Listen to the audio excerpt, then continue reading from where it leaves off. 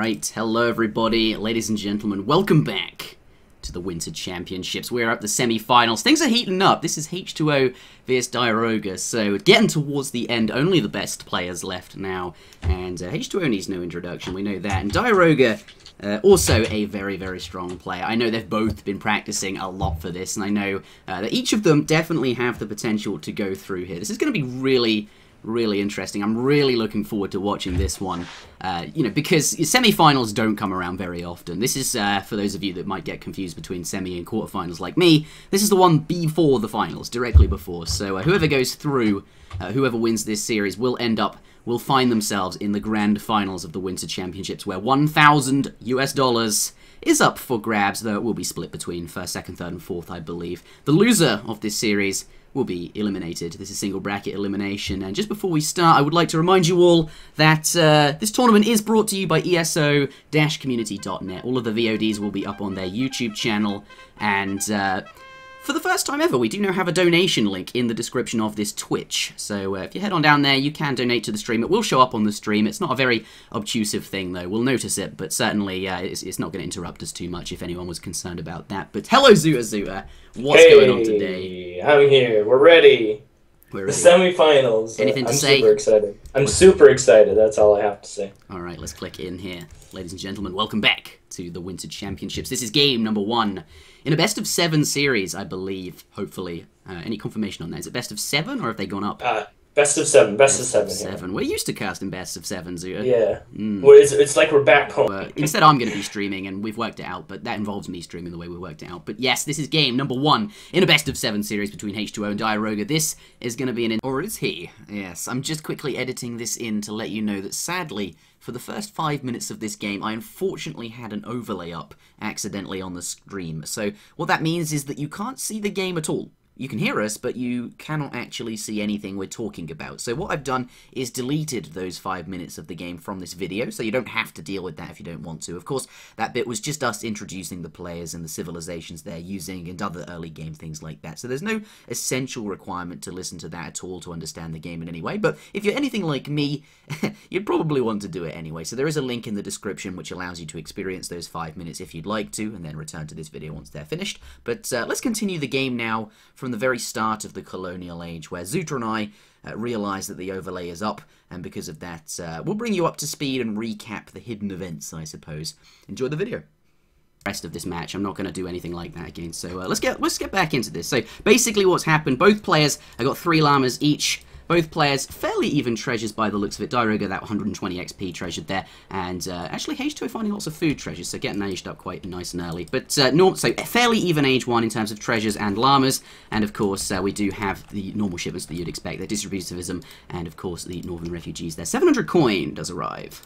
Yeah, and interesting here to note what H2O is doing, right? We've got the consulate coming down, we've got the first batch of sepoys being trained, and the 300 export coming out as well. He's doing this very aggressive musketeer, like all-in rush, which oftentimes is a very, very strong timing, and Diarouga behind this is just doing a straight FF. 700 coin, absolutely nothing changed, and one thing that I have to look at and have to consider here when this rush is coming is where are the villages, because those are going to be very tender points that H2O can try and punish, and we can see both of them built out front of the town center, so perhaps an opportunity to do some damage there.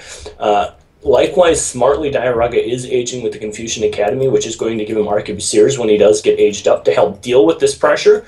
But we'll see what kind of damage he takes as a result of this very early pressure here. Yeah, 10 villagers in that town centre. We can see that with the... Where my cursor is down here, actually. 10 villagers. Going to start trying to clean up these sepoy, of course, sieging down the village there. If that does go down, that's going to cause some very big problems for the Chinese player. Really needs those population slots to send shipments. And, you know, villagers are very valuable. They're 200 wood each, and actually going to make it very difficult for the China player. Coming in, trying to knock off some of these villagers. Of course, these scouts came through. Looks like H2 wants to sort of walk around, cycle through all the different places in this base and keep those villagers penned up inside. Not going to siege that village just yet. Looks like he's going to go straight for the town. Oh, he's going straight for the throat. I mean, he knows all the villagers are in there, right? Or he assumes all of the villagers are in there. We can see a couple of villagers have snuck out to the sides here, but this is a scary timing. I don't Diarauga's only got enough resources to call one set of Minutemen here. The age up is not done, right? It's only 70% done. It's quite far off finishing and getting those extra units. The first batch of units do come out from the Summer Palace, but the town center may just straight up go down before anything actually matters. Yeah, he's got about an eighth left, perhaps, of the age up there. Still got half HP, might be okay to get up to the next age, but certainly still has to wait 30 seconds for, of course, that Home City shipment to arrive, and, of course, any batches of units that he may be able to train. But, batches of units, where's he going to train them from? He doesn't have a barracks, he hasn't managed to get that up. H2O, putting so much pressure on that even the barracks hasn't been able to come down. That 700 wood, part of it still left on the floor, and hasn't, as a result of that, been able to build any infrastructure. H2O done a good job taking out those units from the Summer Palace when they spawn. The village does go down, and the town center very low. Does call the Minutemen. Can he? Yes, okay. Arquebusier do hit up when he gets up. Can he? Is this enough, Zuter? Yeah, I don't know if this is enough, though. And one thing that I'm going to have to come back to is whether or not that was a mistake by H2O to spend so much time sieging on the town center. We can see this fight going fairly well for him, doing a pretty good job of focusing down the Arquebusiers the best that he possibly can. The Minutemen were called, the Sentry Minutemen were called, but at the same time, look at how much damage has been done to the town center. 4,000 hit points is off of that. And if we consider what could have been down instead of all that HP on the town center, he could have easily had both of these villages down, and perhaps made it even more difficult for Diarouga. But still, he's looking to be in a pretty good position. It's not over just yet. Going to go back to sieging down the town center, and he may very well be able to get it down. Yeah, I think one villager was certainly enough damage. Killing one village was a good amount of damage. Okay, so Redcoats do arrive here, and these are very strong units. He does have the Sours coming, but they are a cavalry, which of course aren't particularly strong against the Redcoats if they turn around and go into hand combat. At the moment, though, they're focusing the Sepoy, and as a result of that, these cavalry are not going to be punished by that. Actually, they're not that good. They only have they have a negative multiplier, actually. I was going to mention, partly the reason I think he went for the town center is perhaps to really force the issue, really force Diarouga to make, to fight prematurely before a shipment arrived or something. He had to fight with those 8 Arquebusiers and, didn't have time to wait for any units to arrive from any other sources. H2O wanted to make that happen quickly. Perhaps that was partly why he went for the town center. Yeah, I mean, if he could have gotten it, it certainly would have been worth it, definitely. And still, even if he can clean up these units and somehow, has enough siege potential here left with these 6 muskets to get it down, that's going to be huge. But now China is aged up. He's got the ability to send shipments. He's going to have something like 10 Arquebusiers popping out very soon, which here it comes right now. And all of a sudden, I mean, we have to remember behind this, the economy of the India player is not very strong, and now China's going to have that big ball of shipments rolling out, shipment after shipment after shipment, which is very, very effective. And very true. That's going to be something that's going to be very difficult for him to deal with. Can he get back? That Disciple, though, and that Native Scout doing work, snaring those Sepoys so that the Arquebusier can get a few extra shots in there. H2O going to lose some extra Sepoys, not going to be too happy about that. I think you're right, the town centre, if he'd not gone for that at all, he would have done a lot more damage, certainly. Or maybe if he'd gone all in the town centre, rather than, spreading the damage. Pick one or the other, go for the villages or the town centre. But as a result, this is where we have ended up in the game. You mentioned that the India player's economy isn't that good, and, I'm inclined to agree with you there, but he has been gathering, whereas the Chinese player absolutely hasn't. Everything was stuck in the town center, right? Sure, I mean, that's certainly a consideration. I take it with a grain of salt when I say India's economy is not that good. China's is definitely far worse at this point. I mean, like you mentioned, he just straight up hasn't been gathering for 80% of the game, so certainly his economy's in the gutter as well, but at the same time, India ideally would be able to remass behind this and go and seal the deal, finish off the town center, but that's not going to be the case. And as a result, it makes it a little awkward. Now, the good thing behind all this is it's a non-TP map. China has eaten up his livestock. At some point, China's going to have to get outside of his base. We can see he's already started to do that a little bit over here. But this kind of a location off to the right side of Diarauga's base is going to be much easier to harass than right underneath the town center itself. Although, that said, there's really not that much left in Diarauga's base either. Yeah, perhaps that's where he wants to be heading out next, and he knows that, and that's why he's placed it here. Certainly a coin mine, and plenty of Rhea, these ostrich-type birds walking around the South American version, I suppose. Big bird, very big bird. But yes, that's the point is there's resources in this location. That's where he's expanding out to. But India's economy is actually not as bad as, I mean, you said it wasn't so good. I'm not Yeah. sure if it is. Look, he's got foreign logging, he's got his distributivism. I'm not sure if he got the Ottoman villages out, perhaps. No, he's got the British consul at the moment. I'm not sure. Yeah. No, he definitely doesn't No, he have hasn't. any I'm sort looking of at text being consulate. complete. It's Yeah. not there. But Still, has that to come. Yeah, and he's, like you mentioned, he's got the 2 trickles, which definitely helps him. He has the market up, and now he's starting to get some of his market tech going. If we take a look at the text completed, he does have hunting eagles. He does have professional hunters. He's got blanket filters and civil servants, all research. So he's got some of the most cheap, impactful things that he can. And I think more importantly, he's scouted out the fact that his opponent is likely gathering over here, probably sees these birds grouping up in a weird area, and oh, well, maybe he just took the pathing there, but he's going to see it out now for sure. So I was just checking the quality of the stream was okay. It is okay, and Villager does manage to get into the town centre just in time there. But yes, as you mentioned, he has found this location, and by the looks of it, that's exactly where his sepoy is going, where his redcoats are going. They're going to turn up in this location. Looks like a batch of units does pop out. They are going to take out perhaps one, only one by the looks of it there, of the Sours there. Villager does go down, nicely done. Notices, remembers that it still had low HP. Now going to engage these units that the main army has arrived, are going to snare them down, stop them from arriving. But all this time, we do have a circle siege going on, plus the ranged artillery Flying Crow are going to bring down this aggro fort. Looks like he's going to pull that.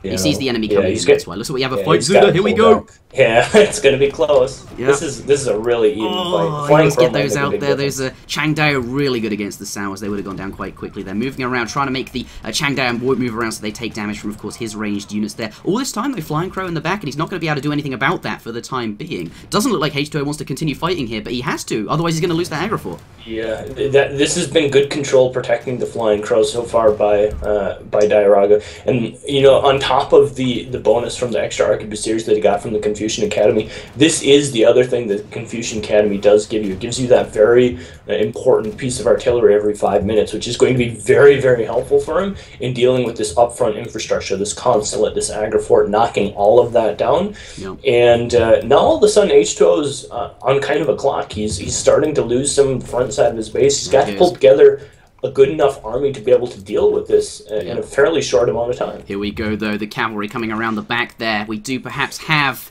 a flank incoming. Maybe he needs to engage him on the front, lure all the units out towards him. I'm not sure if he's necessarily going to be able to get in there. And actually, that's not where he's heading at all. Perhaps going to head in for a raid, maybe force his opponent back. Maybe make his opponent go on the defensive here. Anyway, the point is, Sour's on the move. We'll see where they end up and what they manage to achieve. Red player, though, the big China ball is growing. It's moving. And by the looks of it, heading towards these 2 houses, which gives H2O a perfect vision of where his army is. But these, at the same time, houses are rather threatened. Though I do like the houses here. The vision is very useful, especially now that walls give you almost no line of sight now that they have been changed for that reason. Looks like Meteor Hammer shipment does arrive and forces the Sours back.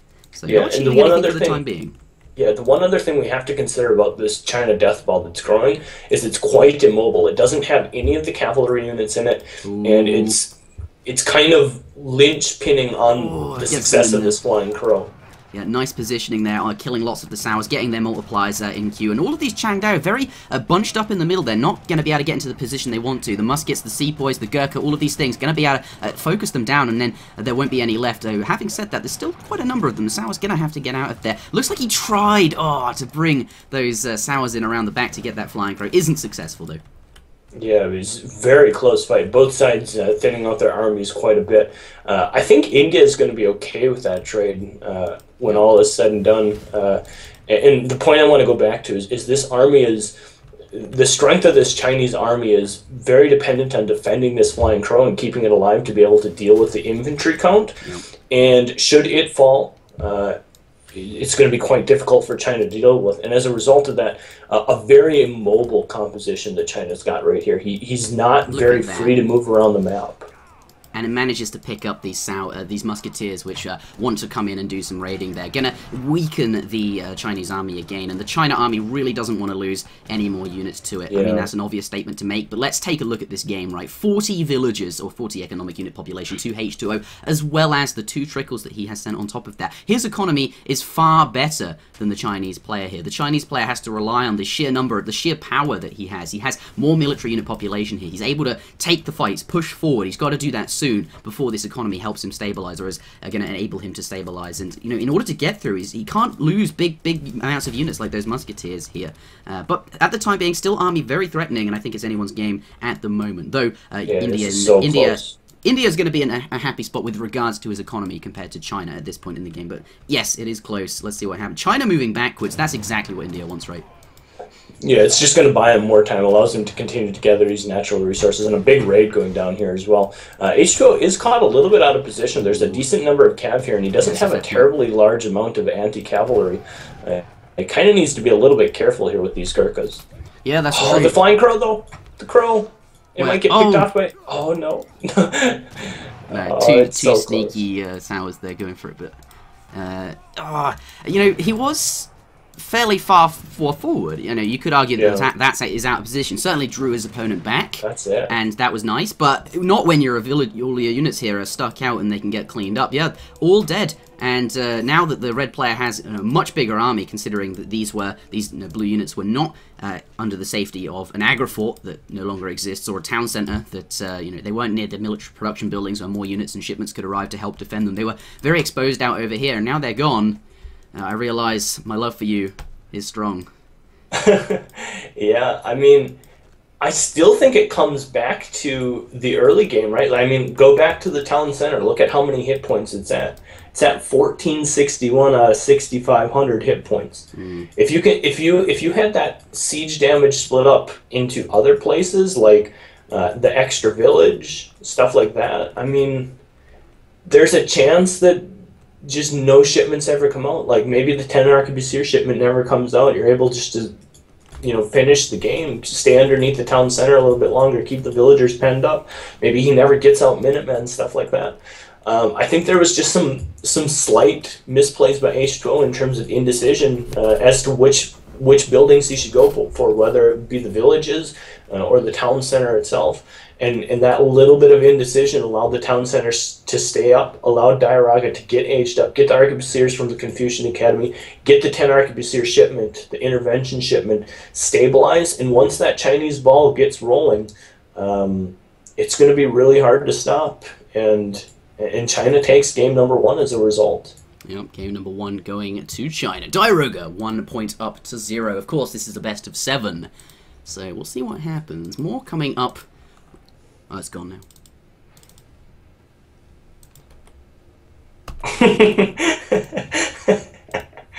Diarouga's doing a little bit of smack talking. He's gotten some wind beneath his sail. Okay, I'm ready when you are. 3, 2, 1. Alright, everybody, welcome back to game number 2 in this series. Looks like we have landed on an Aztec mirror, and we're about to get this underway. Looks like we had some smack talk in the chat. What did he say exactly? Well, so at the end of that game, Diarouga said, "You guessed wrong," which, if you were paying attention to the comments that were going back and forth, you know, in the 15 minutes up to leading up to that game, they were talking about which was an advantage of India versus China, and both sides were adamant about their decision that the other civilization was better. Okay. And so that's why Diarouga says, "Looks like you guessed wrong" at the end. Okay, and I have a feeling that perhaps H2O wasn't expecting a arquebusier to come out. Maybe he was expecting to go up with the perhaps more recent innovation, the big building that gives you a ton of resources. Yeah. Porcelain tower. The dildo tower. That's the one. Alright, we are back in game number 2. For everybody watching this as a VOD or on Twitch, remember this game, this video, this stream, this... Well, actually, it's brought to you by me and Zuter, but the tournament is brought to you by ESO-community.net. All of the prize money for this event is crowd-funded by the generous community. Thank you very much, everyone. And we do like to have these seasonal tournaments, but all of the organisation, everything, the forums, all of those things are brought to you by ESO-community.net. And for the first time on this Twitch stream, you can donate to the tournament prize pool and the funding of everything like that. There is a link. It will come up on stream. It will show your name. We will notice it. It's not too obtrusive, intuitive. Doesn't matter. Anyway, let's get on with this game. Aztec has been selected by H2O. Firepick going to go down, and his opponent playing Aztec as well. This is actually a matchup I don't think H2O, or Aztec in general, as a Civ H2O, is not as comfortable with, perhaps, as other civs. Yeah, I think that's certainly true. And at the same time, I mean, H2O is back into mirror mode, right? I mean, when he's going to have his choice, he's almost always, I think, going to opt to mirror. Now, because of the civilization rules and the civ restriction rules, he's not going to have the choice to mirror every single game. And we perhaps saw what happened when he doesn't get the opportunity to mirror. So going back just into straight old mirror mode, Diarouga Diarouga, yeah. So I mean, he's just going back to the mirror. Feels most comfortable playing the mirror and trying to mechanically beat his opponent, and we'll see whether or not that tactic is successful here in game number 2. Yep, you know, that's something we always say about H2O, isn't it? And, you know, high-level players generally. Gaia was just mentioned, and perhaps for, you know, the reasons we're talking about. Before I get into that, 90 wood going to be picked up by Aztec there. I mean, H2O, they're both Aztecs, so I do need to make the distinction. He's also picked up a 50 wood treasure as well. So lots of wood going to H2O. He's going to be very happy about that. Diarouga does find 60 food, going to help him age up a little bit quicker, and a little bit of coin as well. 80 XP here, not nearly as valuable, and a 55 coin treasure there, guarded by a Mongo Rider. You might want to convert there. There's a worthwhile Guardian to convert. Does find 2 yaks over there. I'm going to be pretty happy about that. Bring them back home. 4 yaks in total by the looks of it. About 4 yaks for H2 as well. Very even here in terms of age 1. Going for an 85 wood treasure as well, Zuter. That is a humongous amount of wood, and I think we can decisively say H2O has one age 1 here.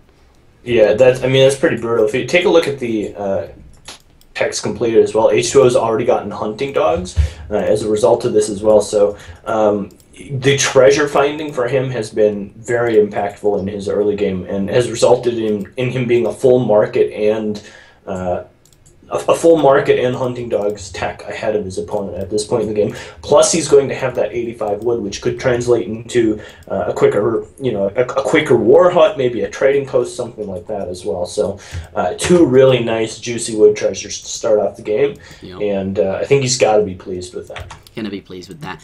It's also worth pointing out that I suppose Diarouga does have some fairly good scouts here. He's managed to find himself that Mongo Rider I mentioned. Going to go for this 30 XP treasure because why not? There's nothing else to do with the Explorer right now. But yes, I was going to finish my train of thought, but we got distracted by the humongous amounts of wood that H2O has down there, and I worded that very deliberately. But yes, H2O and Gaia were names mentioned, mechanicals, mirror sieves, all of these things. H2O very good mechanically as a player, and what that means is, you know, all of the unit control, all the things about mechanics, you know, and he's very good at doing that.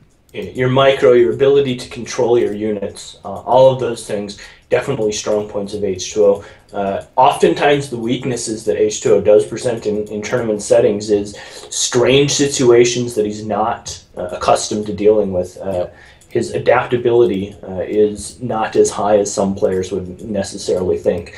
And as a result, you know, it kind of showed through in the first game when maybe picking a matchup that he wasn't used to, maybe hadn't practiced, out of his comfort zone a little bit, and Diarouga ends up with the win. So now he is back to that, and even though, you know, Aztec not a civilization that he's well known for, or maybe the most comfortable with, he can kind of just scout his opponent, figure out what his opponent thinks is doing well. Perhaps say Diarouga plays aggressive with Coyote Runners or something like that. He can elect to do the same thing and just crust in his micro, his ability to control his Coyote Runners and his mass in a more efficient manner, and as a result end up taking the win that way. So that's probably what we're going to see. We do see 2 war huts going down, both players now aged up. Probably going to be seeing our 700 wood shipments come out. Yep, there they are for both players. And pretty standard play so far for Aztecs, and we'll see the Coyote Runner spam begin here pretty soon. And then we'll have to see who pulls the trigger on the Puma Spearman first. That's usually kind of the big decision point in this matchup. I can't tell you a huge amount about this matchup. I haven't seen it that many times, and Aztec is probably my least played civ, actually, out of all of them. But 700 wood mirroring builds so far. We'll have to see if any deviation does come of that, if they choose to do things differently. Currently, H2O is a pop cap there, now back up to 40 pops, so that's house coming. 3 warrior priests does land down for Diarouga. Perhaps something a little bit slower, a little bit more greedier on the cards then. It is worth pointing out that, you know, he doesn't necessarily... Well, he might know this, actually, but he's 20 seconds ahead of his opponent in terms of cards. If you look at their age-up time. H2O, you know, managed to put 20 seconds, and perhaps that was a result of building a market or something like that. But either way, all of the red player shipments are going to come out sooner. So maybe he can slow down for this 3 warrior priests. Looks like H2O are going to send 5 villagers there instead. Yeah, both economic starts, both having their merits, of course. Diarouga, if he is switched over to the warrior priest stance, is going to begin training them much quicker. Ooh, yeah, we got a little bit of a raid coming here. Looks like that Vill pretty exposed. Yeah, definitely going to pick up one. He does notice that there. There is another one fairly out, but I imagine he'll send that back long before the Coyote runners get there. One villager up is H2O, but I'll let you finish your train of... Oh, hold on a moment. Yeah. Is that cavalry going to get there? Is he going to snare him? It could go into hand combat. No, trying it. Maybe it doesn't have a hand combat range, I don't know. Does manage to escape, though, not going to lose his units there, and does pick up a villager to boot. So everything completely okay with H2O there. But economic starts, you mentioned. Yeah, both doing economic starts, and it looks like for the time being, Diarouga just probably staying on the XP dance with his warrior priest, and he's just going to use that essentially as like a TP, right? And so 600 wood coming up next. Maybe he's going to even try and pick up the TP line, or I'm curious to see what he has in mind with that 600 wood, because that's going to end up being a lot of wood. Perhaps he just wants to keep as many villagers on hunt as possible. H2O doing kind of the more what I would consider like standard Aztec Boomy build with 5 Vill and then 3 warrior priests. Yep. Not sending 600 wood just yet. Getting pretty close to that war hut they are seeing there. Doesn't look like he's going to get snared. Does take ends up taking 2 shots from that war hut there towards his units, but going to be fairly insignificant. Just constantly moving around here. H2O looks like he's going to find that Panther there. Does take that up. You know, going to constantly look around for small advantages that he might be able to pick up there. Coyote's runners very mobile unit and very capable of doing that. Here, perhaps looking for trading posts that are going up, moving over here. H2O very aware of what could be going on the map, and as a result of that, moving around a lot. Or moving around a lot because of that.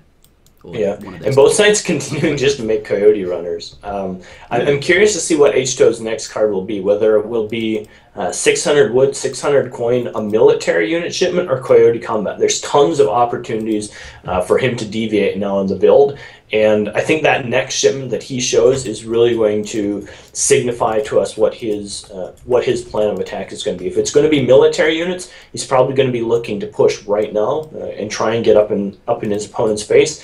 If it's 600 coin, could potentially be looking maybe for an age up. I think that's unlikely. 600 wood could result in him ending up taking the TP line and just continuing to play economically. Or, you know, he could do something like Coyote Combat and just go under the assumption that his opponent is making only Coyotes as well. He's made only Coyotes, and then just go into a battle knowing he has a slightly stronger Coyote composition at that point. So Coyote Combat does arrive for Diarouga, though. Looks like he has this is his time to go. He's going to push in now. We did see a unit of H2O walk through the opponent's base there, saw all the Coyote runners and saw all the things going on. I think he was trying to inform his shipment selection, as you were mentioning there, and as a result of that sent a Coyote through. But yeah, Coyote Combat has... What is this one here? They both sent Coyote Combat, isn't that? Yep. Okay. They've both sent Coyote Combat. Okay. Yeah, super even. Does lose the Explorer there. That's a big deal, right? Yeah, it's 200 XP for H2O, plus he denies the extra XP. I mean, it's less impactful than, say, the Iroquois War Chief, but yeah, it certainly is still a big deal. But it's interesting. It's interesting to note. I mean, both sides kind of crept in on each other, thinking, okay, I've sent Coyote Combat, maybe this is my chance. And then I think they both clicked on their opponent's Coyotes and saw the stats change and thought, well, it looks like my opponent's done the same thing, better back off. And they kind of just retreated back on their battle lines and continued backwards. So both sides still continuing just to hang back. And I guess we'll see on the next card, maybe 6 Pumas. I did see that Diarouga has sent the Jaguar Prowler Knights as well. Is that, yeah, the big home button he has sent? Where are they at? Those units pretty good, actually, with their ×2 versus cavalry, and, you know, certainly going to be good against light infantry as well because of that, and light infantry is the Coyote Runners, for anyone wondering, so certainly going to aid his composition there. They're not as fast-moving, but still very, very useful in this. So this matchup, fairly passive at the moment. Both players booming, H2O committing to another 4 villager shipment there, and going to get this boom underway, get it going faster. Let's turn on the population graphic, which I ought to have had on a lot sooner than that. I should have put that on at the beginning there. Very, very even for economic unit population. H2O is a little bit ahead, and that is a result of him picking up that villager earlier, perhaps that 4 villager shipment, though it could be evened up here. No, he's going to get, okay, is going to get these villagers back. They are going to be safe here. It looks like we do have an engagement. There are... Whoa, okay. Man. Coyotes everywhere. It's absolutely slamming them in, though. But we do see 6 Pumas going to be joining the fight, and those, I think, are going to give the edge to the red player. Of course, these represent so much damage versus Coyotes there, and really nothing to punish them. Looks like he's going to try and focus them down pretty quick. More Coyotes focusing them than anything else. And there's also the Jaguar Prowler Knights mixed in there as well. And hold on a moment. The outcome, though, is... still it looks very, very blue. It's very close, but it's in H2O's favor ever so slightly. And in fact, the smaller the numbers get here, the more brutal it's going to be. Wow. How did that fight happen? That's just down to micro, isn't it? It's just no. So you didn't see what I pinged like right before that fight happened, right? Let's take a look at H2O's warrior war pit. He's got 7 or 8 now, 7 warrior priests. So I realized what was happening just a moment too late here.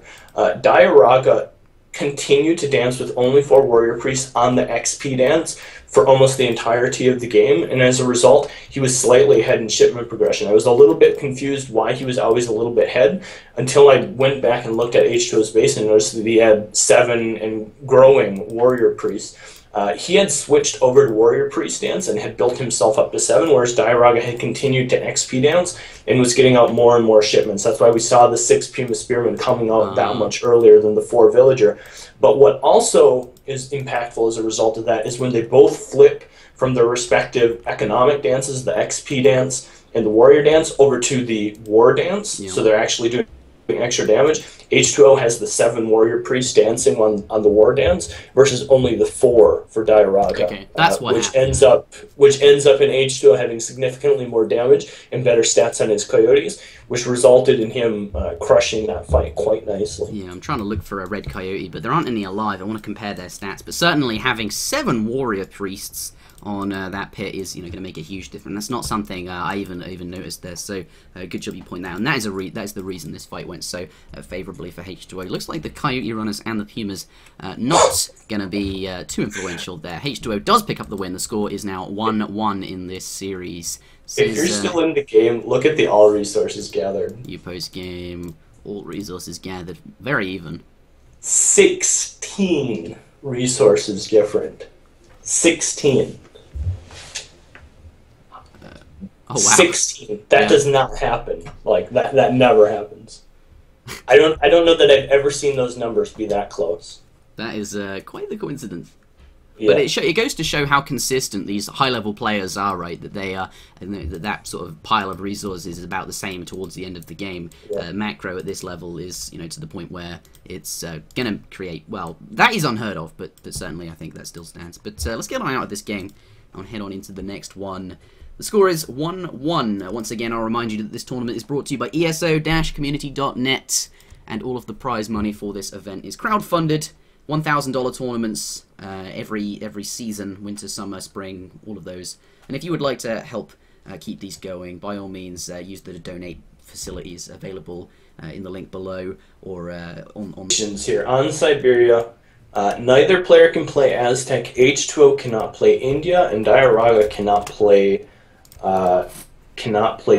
China. H2O does have to select his civilization first.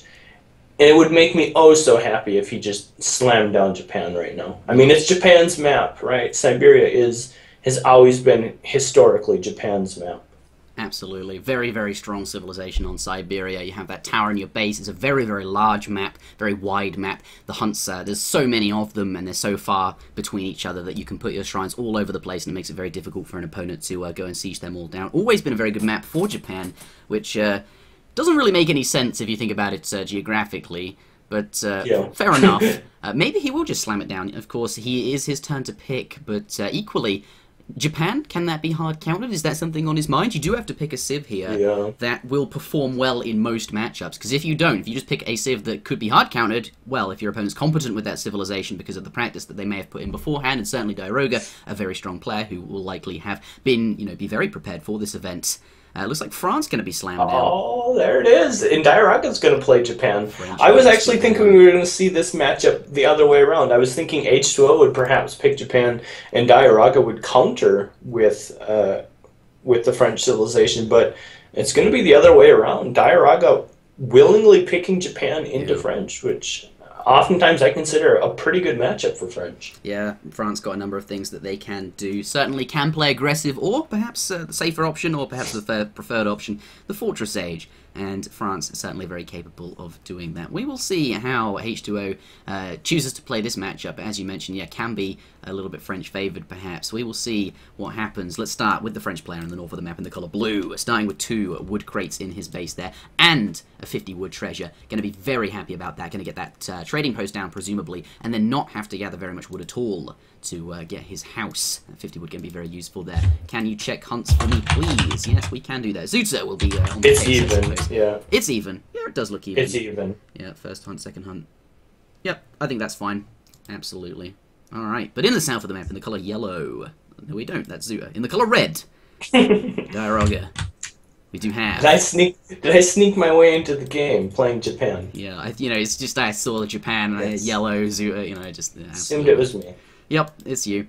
Consulate does go down, though, for the Zuter player. There it is, and of course, to be expected. Absolutely very standard things there. All the villagers go into the berries, worth pointing out in this high-level match. There is no need to build your, where has it gone? The red thing scouting around the map. The cherry orchard, yes, that can do some scouting in the time being, because, of course, they gather, the villagers, that is, from berry bushes and cherries at the same speed, so you can use that for a bit of extra scouting information. You might come across a 45 coin treasure, such as this pungent ground jasmine leaves.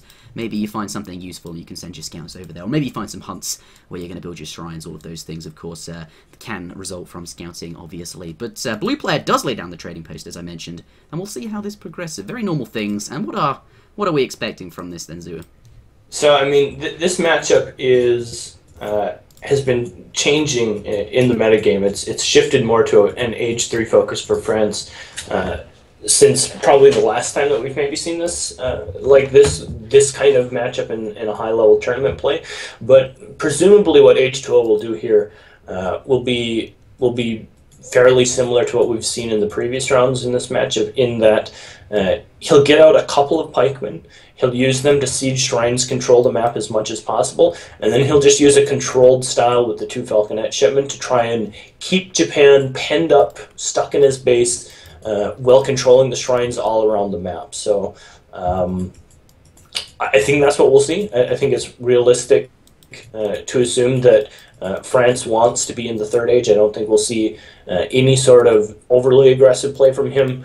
Likely just trying to control the map the best he can, transition to the 3rd age, and just keep Japan under control, right? That's the name of the game. If you can keep Japan under control, keep his economy from getting too big, keep it from exploding, eventually France just wins out. And I think that's the principle that H2O will operate under, and it'll be up to Diarouga to try and get a timing to push back out himself, whether that's in the 2nd age or the 3rd age. That's going to be up to him in the strategy that he has prepared. Yeah, and that's the interesting thing, right? We'll see what happens with regards to that. But yeah, I think H2O are going to be showing that style that you mentioned, controlling the Japanese player, and I think Japan is a civilization, certainly newer players think it is very, very strong.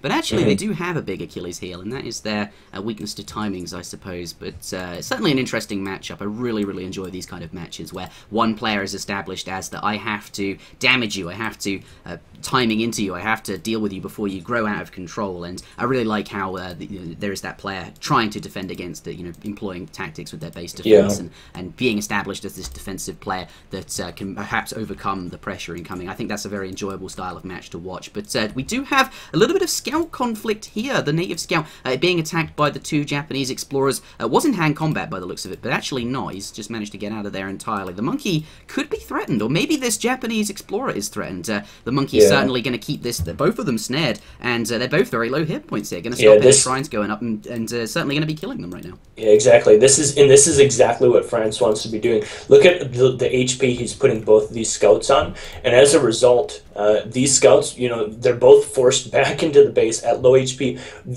These scouts want to be standing out here, right? Getting into position to place down aggressive shrines to buy himself time, and look at where they're at instead. They are behind their base on almost 0 HP, dropping down defensive shrines, which is the last place they want to be building shrines. If the Japanese player is forced to build defensive shrines like he is right now, look at 2 shrines going down behind his base, both of his monks standing there with their tails between their legs. They're a bit frightened. Yeah, that's the last place he wants to be standing with his 2 explorers, because all it's doing is penning them up more. It's just giving the French player the opportunity to know exactly where everything is. He doesn't have to even worry about coming outside of his base to defend his hunts or anything like that. So this is a huge win for the French player here. That macaque even coming in, even causing them problems here. And we had to actually poof that very low 12 HP monk, otherwise it would have died to the macaque. This one here actually going to die. The macaque being very, very important there. Oh, that was close. 5 HP. Duba doing work on both sides there. Does manage to keep them both alive. But the Explorer looks like if he gets in line of sight, he's going to see it. He's just going to take a pop shot and he's going to go down. Kill him. Yeah. The question is, will he notice? He's going to notice when Duba starts signaling the fire. Yeah, here he goes. Here it is. Oh, no, he hits up the plus 100 HP there. Very, very close. But H2O knows that the extra 100 HP you get from aging up is going to come into effect there. But Diarouga playing it very safe until that 100, or perhaps not even playing it that safe. Very, very close to this guy. But he knew the HP was coming and that he would be okay. Shrines going down, still defensive though. But a second TP does come out of H2O. He now has 2 of those and has started his build with 700 wood by the looks of it. Zero. Yeah, and this is so great for him. I'm actually surprised. I was going to say, okay, there goes the stable. I was going to say he may just not do anything. I mean, he has been effective enough with his early harass with just his scout and that pet monkey that he may not even need to build pikes. The reason why you build pikes is to siege the shrines that are in these locations, right? Because these are the next hunts that H2O is going to need come the 12, 13, 14 minute mark to be able to secure those, to be able to continue to hunt, to be able to continue to keep up the pressure. But with what he's done in the early game to the Japanese explorers, they haven't even crossed the midway point in the map. They haven't even gotten the opportunity to build shrines over there, and as a result, he doesn't even really feel the need probably to build a barracks at all to be able to try and control it. And this is even better for him. Just sets himself up for the age 3 play that much stronger. Can use a couple Hussar to continue to help control, kill those monks. Look at the scout getting caught out again. And Hussar can just run right over there. That's going to give him a read. Where are his Hussar? They're still in training by the looks of it. They haven't arrived just yet, but he knows exactly where that's going to be. He's going to get out of there, and I imagine put it into stealth should he be able to do that. Going to keep that hidden. Yeah, there it goes. But he knows the rough location of one of the scouts. He knows that it's very low. Does get some extra damage with that scout in there. And the Hussars, yeah, this is what he's using them for. Does train 3 of them. Doesn't need 5 of them. Just wants a couple there by the looks of it. He has got plenty of resources, as you can see, but opting to not train all of them. Wants to run around killing perhaps the shrine building people, and he can look on the map for that. He had plenty of line of sight. He's playing France. He's got line of sight to all of the hunts, and you can see animals standing around a square, and that'll give you an indication of where shrines are, and as a result of that, where monks could be. They obviously won't be where shrines are. They're going to be in other locations, perhaps. Anyway, that does give some extra information, and that's where these Hussars are going. Looks like they are going to find this scout here. Going to deny that. And so over, he says. He's not too happy by the sounds of that. PJ Soul in the chat. This is going pretty well for H2O. It's going so well for... I mean, this is just... Watching Diarouga play Japan, this is why this matchup is so frustrating at a high level. There it is. Finds his... Ouch. Can he poof it? No, he does not poof it. I mean, Diarouga wants to be maxed out shrine pop. I mean, he knows full well that his opponent is... well, he even knows that he's built a stable at this point. And he knows that there's not going to be any pikes sieging him. And, I mean, it's so frustrating because you want to try and get your shrines out, you want to try and cover their hunts as best as possible, but it just hasn't been allowed at this point. And if you take a look at the map, I mean, he's well aware of the fact that his opponent's got 3 Stagecoach TP, which is very, very strong in this situation. He's not had any of his shrines really beyond the over the halfway point in the map. He's not going to be able to deny the hunts of H2O. He's allowed H2O to get up his infrastructure perfectly. We can see the barracks coming down in a slightly forward location, which is going to help aid him in that forward aggression when it does come. And all of these things have just slowed him down. We can see he's going to be trying to age up now. It looks like he's going to age up the Shogunate Wonder and going to try and match him in age, but still, like Diarouga mentioned, he's in a sore place right now. Like Diarouga mentioned, indeed. Poof, there it goes. All of these units just doing some sieging by the looks of it. Hussars don't do particularly much damage to shrines, nor to skirmishers, but going to be using these units to be productive where he can. Of course, he doesn't have the full-on force that he wants to push into his opponent's base just yet. Waiting, of course, for the 2 Falconet shipment by the looks of it, which has arrived, and of course, some extra units that will be trained from that barracks there. Looks like he only gets 1 skirm out, misses a batch, perhaps. By the looks of it, didn't have the resources to finish the batch, but yeah, it looks like the 2 Falcons are coming forward. They are very far forward. There's nothing there to protect them, but of course not in line of sight just yet. It is ballsy. If some just random Naganatas just pop out, he doesn't have a stable up yet. It's just gone up, and I imagine H2O is very aware of the infrastructure in his opponent's base, isn't too upset or too worried about cavalry at the moment. But yeah, everything coming forward. Looks like he's got 5 cuirassiers as well. That's wow, okay, so that's the build he's going for. The composition he's going for is going to start sieging away at this Toshogu Shrine and is going to force Diarouga to do something. Yeah, and I mean, we can see Diarouga still trying to age up. I mean, he's got the Shogunate most of the way finished, but at the same time, he's got 2 Falconets plummeting or pummeling away on his Toshogu Shrine, which is basically the strength of his economic focus at this point. Oh, boys, brutal. 8s everywhere. That is brutal. Is up to the Fortress Age, and by the looks of it now has a Daimyo out as well. Some Naginata Riders. The market does go down. Has, you know, all of those units that are next to the market dealing siege damage, and then the 2 Falconets shooting the building that is furthest away there and maximizing the damage he can do. Almost going to take out this Toshogu Shrine. I don't know, you know, certainly just 2 more volleys from the Falconets there. Is going to lose 2 Naganatas. That's not what he wants either. He needs to combine everything he can with the Minutemen and the shipments and the units that will pop out because these 2 Falconets are doing so much work, and he needs every unit he can because Japan always struggles to find a way to deal with the Falconets. This is looking tough for him. Is he going to lose that back? Go back! Looking so tough. He goes back. It's looking so tough. I mean, and now H2O, he knows several things, right? He knows that his opponent has aged.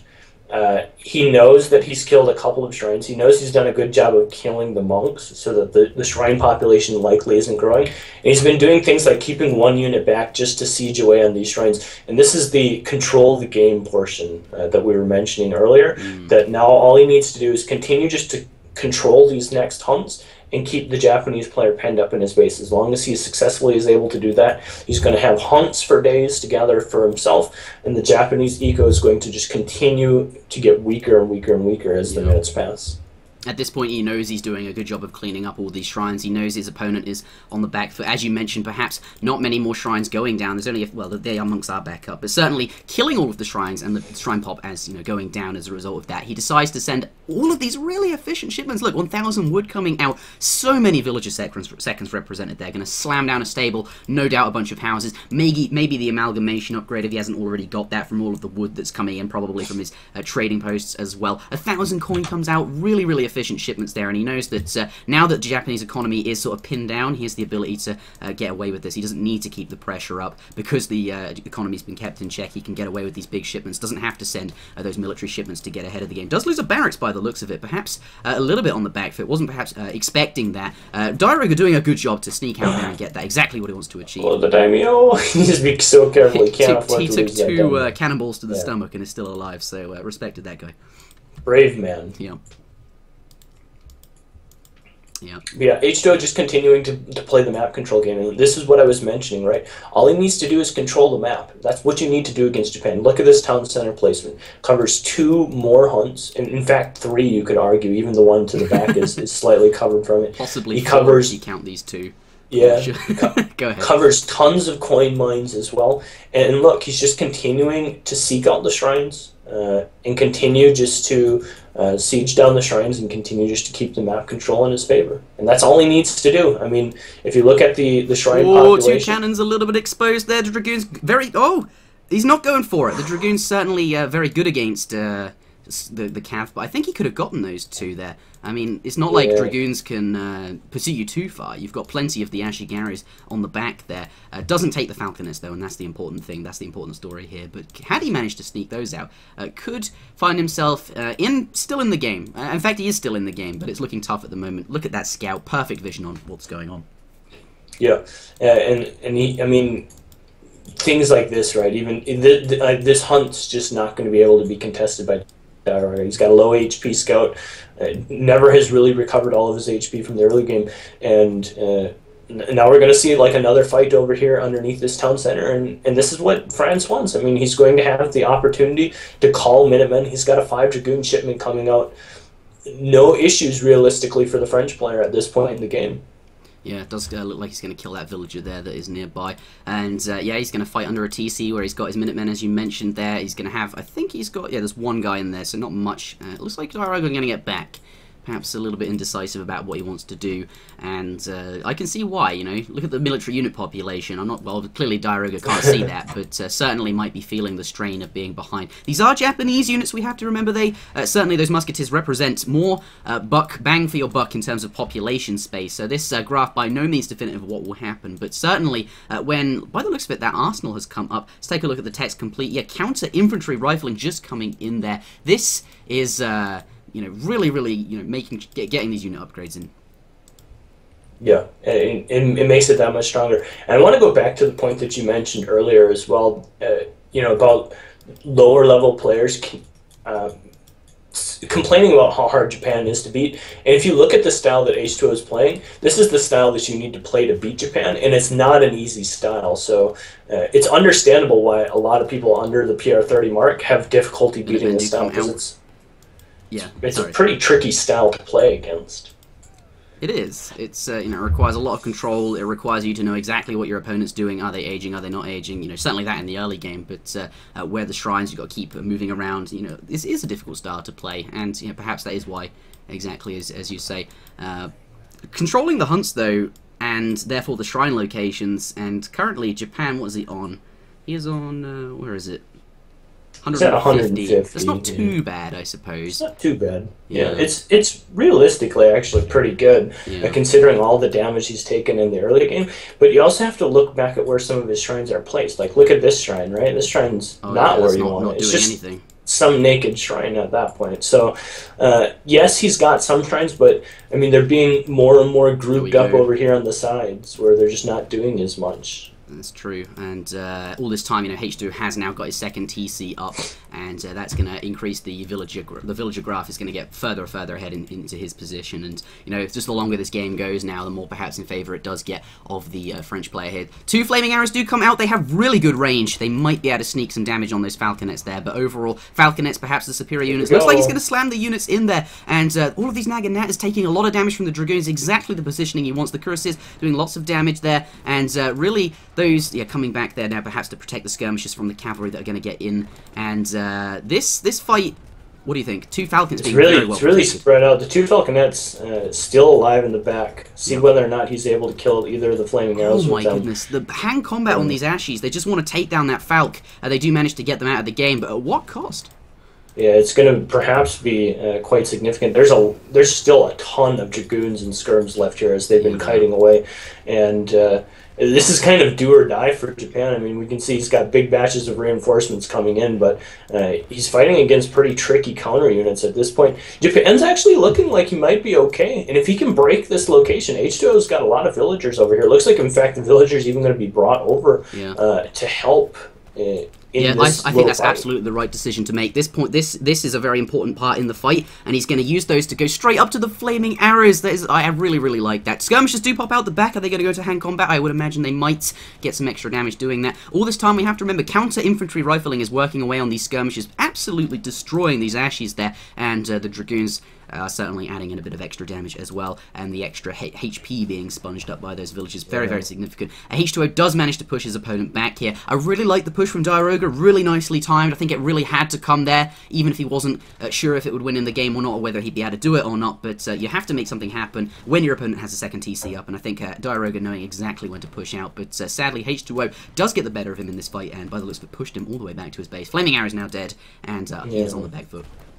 And I mean, if we consider what Diarouga actually had to do, he had to not only break this position, but he had to like get this town center down and kill these villagers as well. I mean, he needed to get back control of some of the maps so that he could start shrining some of the remaining hunts, because that's one other thing you have to remember. As this game goes longer and longer and longer, and the hunts begin to start thinning out, the Japanese player doesn't have good places to put his shrines down anymore when all of the hunts are eaten up by the French player. So the longer this game goes, and the more hunts that are able to be eaten by H2O off the map, serves as kind of dual purpose. One, it helps deny any potential economy that the Japanese player can get later in the game, and it continues to propel his own economy further forward. So it's kind of a double whammy, having all these hunts being eaten up by the French player for the Japanese. Yep, certainly less space for the shrines to go down. Clubs are trained using some of the export that is perhaps stacked up, are going to use that to kill the trading post here, but the Dragoons are certainly going to clean that up before they'll go down. But nice use of the export, I suppose. Sadly, they do get eliminated there, so not going to be too happy about that is Diarouga. But he does have a second town center of his own going up. He's going to have that. He's going to be able to match what H2O is doing, and he did a good job of killing some of the units that were in his base, and equally H2O did a good job of killing the villagers when they were sort of on this particular. But that's moved on since then, that part of the game. What do we have now? Looks like a big raid coming in. These Naginata are certainly going to do some damage, and the Ashies in the the Yumis in the back are going to get some nice range damage there. Is this like a next? No, I thought he was luring the Yumis in towards those corpses. It is dangerous. He's got like 10 Cav Combat upgraded Cuirassiers there, and I think we're going to see a big slam come here from H2O. He's got a really good composition here. Diarouga trying to transition over to Yumis, but unfortunately H2O a step ahead does have the Cuirassiers and they're coming in a brutal position. And those skirmishes going to make short work of these Musketeers, which are really the only thing in between those Yumis and these Cuirassiers. The splash damage just going to slash through them, absolutely trounce them, destroyed. Look at the military unit population graph, really nothing there for the red player. Has just managed to train a batch of units by the looks of it, but when your opponent is 77 up, I think we can say the economies are probably about even, maybe slightly in favor of H2O, due to the trading line there, though of course there are shrines to think about as well. These villagers, the splash damage is real, and I think at this point if you're H2O, then this is the thing to do. Don't care about your units. You're really far ahead in terms of military if you can just kill all these villagers in this one-time swoop. Diarouga has resigned. Game number 3 goes to H2O. Oh man, it's just so painful. Like, just as a Japanese player, you see all your villagers clumped up around those cherries, and 5 Cuirassiers come marching in, and you see your hopes and dreams flashing before your eyes. It was a really good game though, a really close game. A nice action-packed 20-minute game. I like that. Yeah, Diarouga, I mean, it's a tough matchup for him, and when it comes right down to it, H2O controlled the pace of the game, which is what French needs to do in this matchup. He needs to keep Japan in the reactive position, keep him penned up in his base, and every time that Diarouga tried to get out of his base, tried to make something happen across the map, tried to siege down a town center, he got caught. He lost his army and he was forced back into his base, and a lot of it comes down to the early aggression that the Duber the Pet Monkey, that the Explorer and the Native Scout were able to put down on the early Japanese monks. He just was, I mean, even to this day, to this minute of the game, we've got dead Japanese monks in the middle of the map, which is not what the Japanese player wants. And the shrine population was just never able to get going as effectively as he would have hoped, and as a result, was kind of just playing catch-up throughout the entirety of the game. Yep, tomato ketchup indeed. This tournament is brought to you by ESO-community.net, and we do seasonal tournaments, winter, summer, all of those things. All of the prize money is crowdfunded, and if you would like to see these continue into the future, do consider drop and do $2 or something like that, and every little helps. There is a link available on the ESOC page, and if you're watching this on Twitch right now, there is a button that you can do that. It will show up on stream if you would like to help support us. But yes, that was game. Sorry about that. Yeah, I'll update the score. Sorry about that, guys. The score is currently 2-1 in favor of H2O. H2O here does have to pick the next civilization. Of course, he did just win that game, meaning he has to pick his civilization first on the next map, which is Gaia, California. And then Diarouga can pick the game afterwards. Sorry, his civilization afterwards. Looks like we have landed on German vs France. Yep. And Diarouga has greened in here. I don't really think H2O has the opportunity to change, so he is also going to have to green in. Probably just thinking about this a bit, what deck he might want to bring, what cards he might want in those decks, and perhaps the strategies that could be used, all of the things that are going through his mind. Zuter has clicked in as well. I'll wait for H2O and then do that. But what do you think of this matchup? It's a pretty standard matchup, right? But the more interesting to me is this matchup on this map. This map doesn't have great hunts, which makes raiding even more impactful. And when it comes right down to it, Germany is the undisputed king of raiding, right? Free Ulans with all of their shipments. The high DPS that Ulans do present, just in general, makes for a really effective raiding civilization as well. So it'll be interesting to see how well the German player can raid, and whether or not France has any trouble controlling his hunts. This is kind of do or die time for Diarouga. You certainly don't want to fall down 3-1 in a best-of-7 series, and that feels like an insurmountable hill to climb. So yeah, I know how that would feel.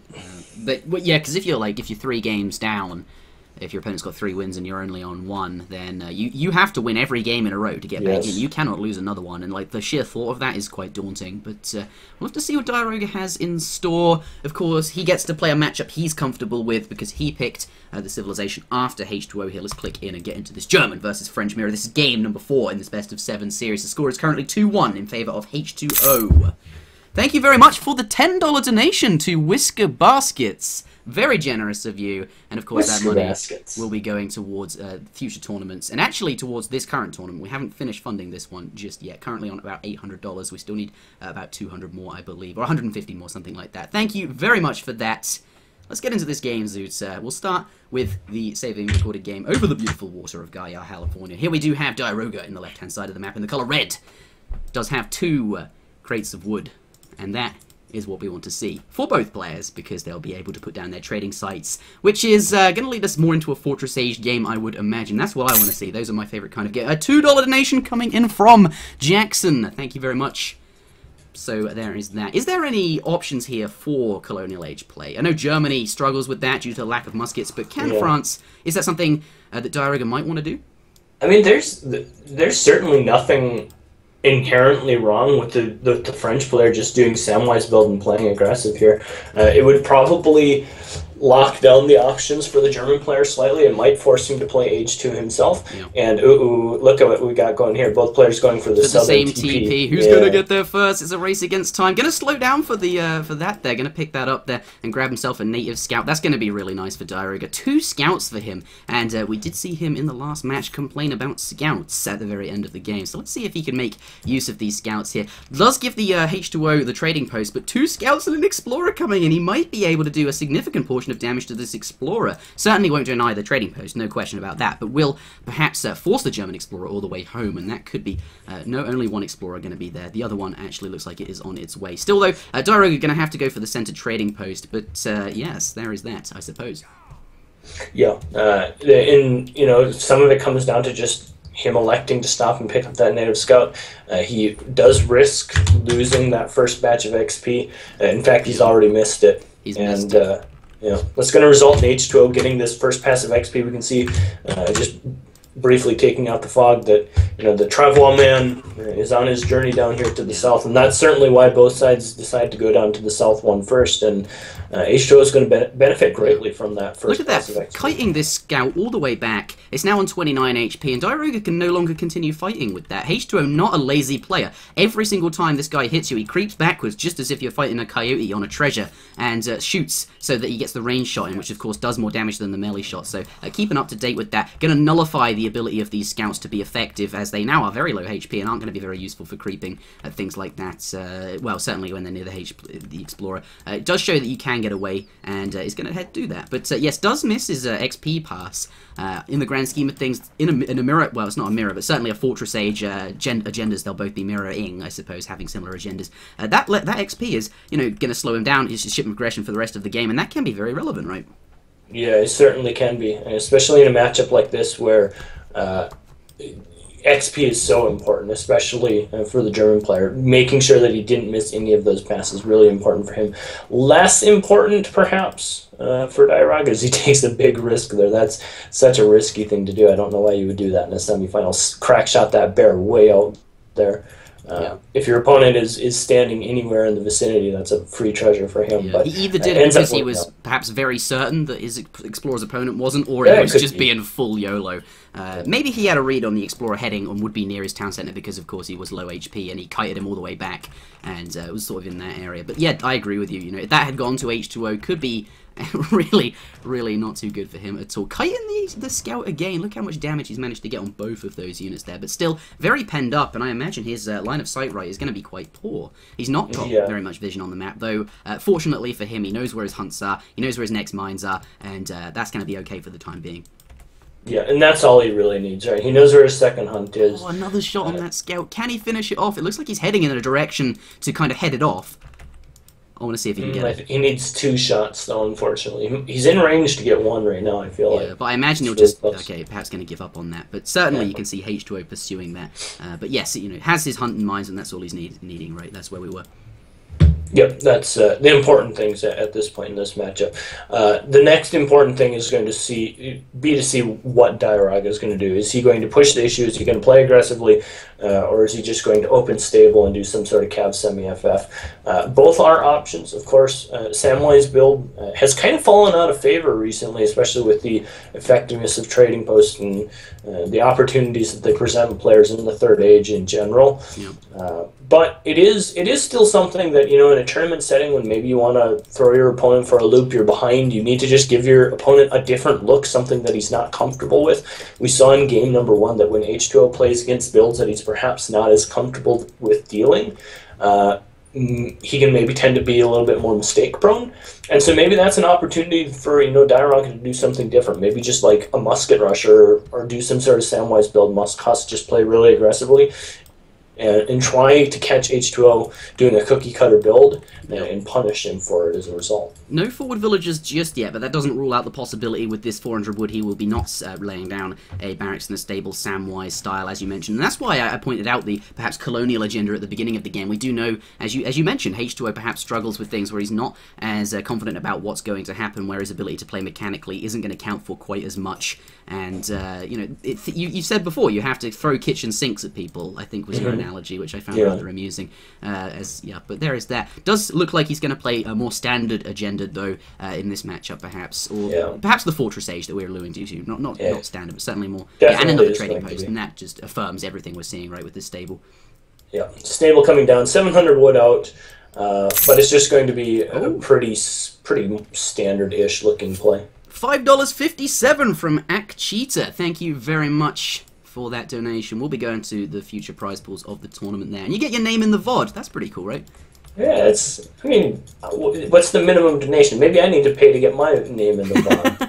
Minimum donation is $2, I believe. Look out. Oh, Rex coming down as well. What does this tell us? Yeah, maybe we are going to see some colonial-based play. I mean, you wouldn't build the Rex on your 700 wood if you didn't intend to use it, I would suppose. So perhaps going to... I mean, there's lots of things we can do here. It wasn't an immediate Samwise build, so it's not like it's going to be super aggressive. It could perhaps just be, something like 5 pikes to defend against any sort of raiding pressure the German player might have.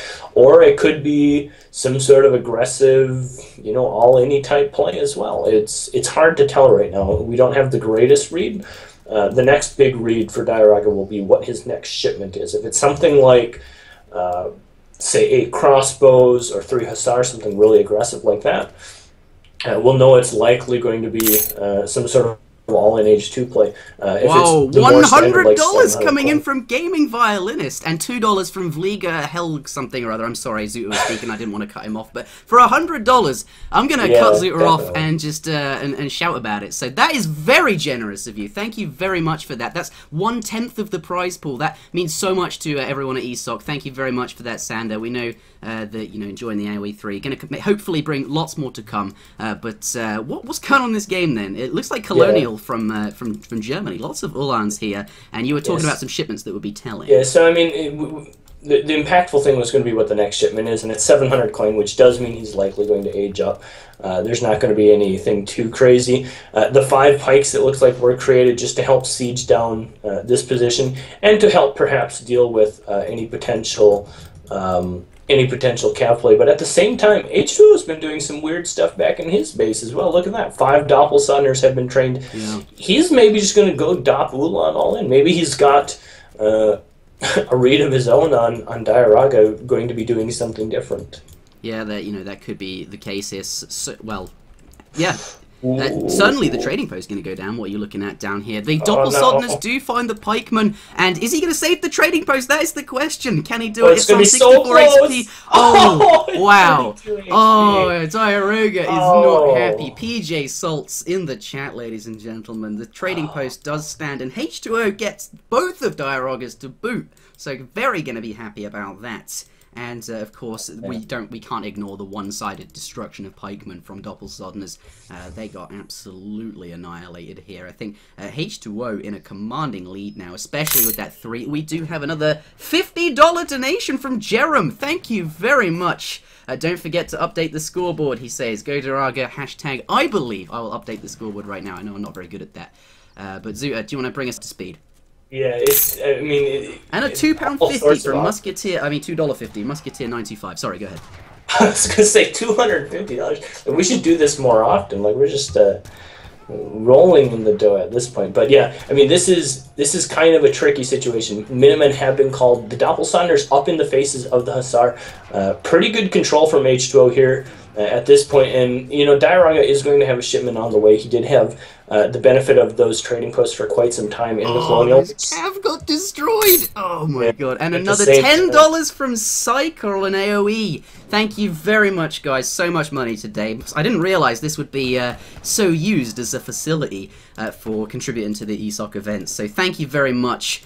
Looks like some goons do come out, though. He's up in time to get by the looks of 5 goons as a shipment and a batch, and they're going to force the Doppelsonders in the back. Not before, though, he loses all his cav there. Look at that. They're going into cover mode for that one there. Going to get real close and get some nice volleys off sending it back. And, doing some damage with this remaining unit, squeezing everything he can out of those units. All those little bits of extra damage, that could mean 1 less skirm shot, so the goon doesn't stay at 1 HP or something. Retribution kill. If he doesn't get it again, oh man, how frustrating is that? That would be... Sets down 1 Hussar and his Explorer to try and pick it up, and it remains at 59 HP.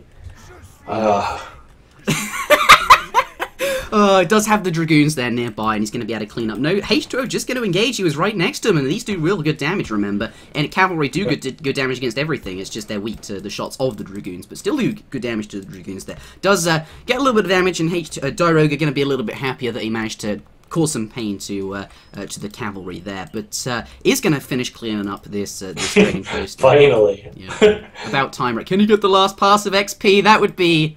That would just be like... the lemon, the icing on the cake. Yeah, that would just be the icing on the cake. You would just... he might just resign. He might just resign at that point. Okay, like, this TP is not meant to go down, I quit, you win. Yeah. Oh, we do have another $2 from Bart331. Suck on this, baby, he says. Thank you very much. We will suck on your $2. Very, very pleased with that. But, this game, so we've committed by the looks of it to a colonial-aged game. He got aged up during all the shenanigans. He did get aged up. He did. And as a result, now both players are in the 3rd age. Things are actually fairly even in terms of economy. I mean, if you take a look at the economic unit population with the calculator on, it's 30 to 36. It's about even. Germany's slightly ahead because of the 3 settler wagon shipment, but truth be told, things are pretty even. And all of the trading posts have been 100% cleared off the map. So Germany is in a slight advantage because of some of the little tricks that he has been pulling in the early game here. Yeah. But is he going to catch those Dragoons, though? They do come in, and skirmishers nearby, going to do lots of damage to those. 3 Cuirassiers are on standby. They're going to do good damage versus these skirms, but with the Ulan nearby, he doesn't want to commit to that too hard. He hasn't seen them, though, perhaps. He's now he does commit to it. Going to lose all the Cuirassiers versus these 3 there. Perhaps he ought to have waited for these 3 extra ones that are coming in as well. I don't think they should be slamming in there. Looks like he's got plenty of they do have fairly low HP, and Dragoons have turned up as well, so going to clean that up. $2.33 from Kitchen Lord and $2 from Yuki. Thank you very much to you guys. Looks like all the Ulan's going to go down, but fortunately for H2O, most of the Cuirassiers are dead as well, or at least have very low hit points. So those skirmishers are not going to be threatened by the high DPS and area splash damage that those Cuirassiers provide, but is now got a favourable mass of skirms compared to his opponent, and those Dragoons are, not going to be no use. They're going to be pushed back. Another $2 from Ryan Mankel. Score is wrong. Diarouga can't beat me. He's Is it? Please tell me it's the guy with the I instead of the L in his name. Well, there's this guy who shows up. I believe pick any name you want. So yeah. But there's this guy who shows up in my Twitch chat quite frequently at night, and his name is Ryan Mankel, just like H2O's account is named, except it's got an I instead of the L in Mankel, so it's like Ryan Mankey, and it's absolutely hilarious when that guy shows up and like pretends to be H2O. Another $5 from Fightin' Frenchman. Listen to the Revolt Part podcast, soundcloud.com/Revolt podcast. That is something I need to shout out as well, and have been intending to listen to, so do go and listen to that. Looks like Skirmisher value coming out here, able to pick up a few Dragoons as Diarouga walks back, and H2O are going to try, can he catch up that Dragoon there? Yes, he does! Gets it down half HP. Nicely done. Thank you for your donations, guys. Now I've lost my train of thought on something that I was going to say, but that's just been the story of this game, so much generosity here. Yeah, I mean, so let's catch everyone up to speed. German is definitely in the advantage. He's sent out 2 of his big power shipments right now. He's got 8 skirms out. He's got 9 skirms out. He's got veterancy upgrades on his Ulans. Military-wise, he's ahead. Economically, things are about even, 40 military or economic population to 36. And we're getting to the stage of the game where now villagers are starting to get fairly spread out. If you take a look at where the villagers are gathering for each side, they're in some of these very extended barren locations, and as a result, this is the point where having your cavalry mass, having your dragoons in the right position to be able to deal with raids and to be able to raid yourself becomes ever important. This is the point in the game where France knows that Germany has to be gathering coin mines in non-safe locations, and it's up to him to identify those and force fights on those locations, because if he doesn't do that, the German player is going to continue to get ahead. He's got a better military population right now. He's got better shipments moving forwards for the next 3 to 5 minutes. And should he not be able to apply pressure to one of these locations, either here or here, namely where these coin mines are, it's going to be, I think, a fairly difficult task for him to win this game. Yeah. I was going to ask you what the score actually was. I'm fairly certain it's 3-1 to H2O. It's what game? We're on Baja, California. Yeah, it's 2-1. Oh, it's 2-1. Oh, okay, so that goes right. Whoops. There we go. Alright, sorry about that. The score is 2-1 in favour of H2O. Falconets have arrived. Yeah. This is the time in the game where the French player is able to get these far out finally and has a large enough army to keep them well protected. Now this is going to be a big decision point for H2O, and it's always a big decision point when Falconets is how do you deal with those? Do you slam everything in and try and take them out, or do you go back and find a way to deal with them? Calverins, Dragoon Mass, in this case it would be War Wagons, which he has none of and are undesirable anyway. But Germany, the important thing is, cannot send Falconets, and as a result of that, this is a very interesting part in the game, right, Zua? Yeah, and we also have to remember how high DPS these Ulans are. There's not a ton of anti-cav. If you look at the Dragoon count, it's only 12 at this point versus the 20 or so Ulans. So the Ulan count might be high enough that she's able just to get in. Good position here. Oh, here come the Black Riders. Yeah, Black Riders coming out. I guess that's going to supplement the Dragoons. But those Cuirassiers, so much area damage, and of course the Falconets as well, providing that. All of the Cuirassiers are down, and there's really not a lot to stop there. So many donations. $5 from somebody and 2 from Gaia. Sorry for not getting your names, but this fight here, the skirm's going to be cleaned up by those, of course, veteran Uhlans, and they're going to run in here and destroy those 2 Falconets. The Dragoons can't do anything about that, and the power spike that these Black Riders represent is, perhaps not the best unit in terms of value and what you're actually spending, but if unexpected, can be very powerful, and that is shown right here. He managed to deal with the Falconets using them. Diarouga does resign, bringing the score up to 3-1, not 4-1. We have another game, perhaps, to go ahead here, as I've kindly been reminded. But yeah, the score is now 3-1. That is the reliable information. Diarouga out, and H2O winning there in fairly convincingly. Like playing well all game is what I mean. Yeah, that game was like a game of inches to me, right? I mean, there were so many times where Diarouga was, and so much of it was this trading post in the south. I mean, at the start of the game, he paused to pick up a treasure, which resulted in him having to backtrack and not get out the first passive XP. Yeah. And then, he committed 5 pikes down there, specifically to siege the trading post, and then the Doppelsanger showed up and saved it at 50 HP. And then he came down there again with a Hussar and his Explorer to try and kill it, and then he lost both of those to 2 Uhlans. Like, it was so many times that he was trying to deny that, and he sunk so many little pieces of resources and time into trying to get that I think it just kind of threw him off, slowed down his progression into the third age, and just slowed everything down for him. And as a result, H2O was able to get aged up, got out the Black Riders in just the nick of time, just to defeat the timing of the 2 Falconets, and mopped up that fight convincingly as a result. And that was, when I said convincingly, this ending was the convincing part, right? The rest of the game was, a close here. Game of inches, yeah. Yeah, exactly, as you're saying. I really enjoyed that one. Thank you for all of the donations during. Speaking of donations, $2 from Ryan Mankel, apparently coming in with the word stream cheat. I would like to remind everybody that you can pick any name. You can pick any name when donating. But thank you, Ryan Mankel, for the $2 there. You have the ability to watch a stream with 2 minutes delay and play against Diarouga. Very impressive.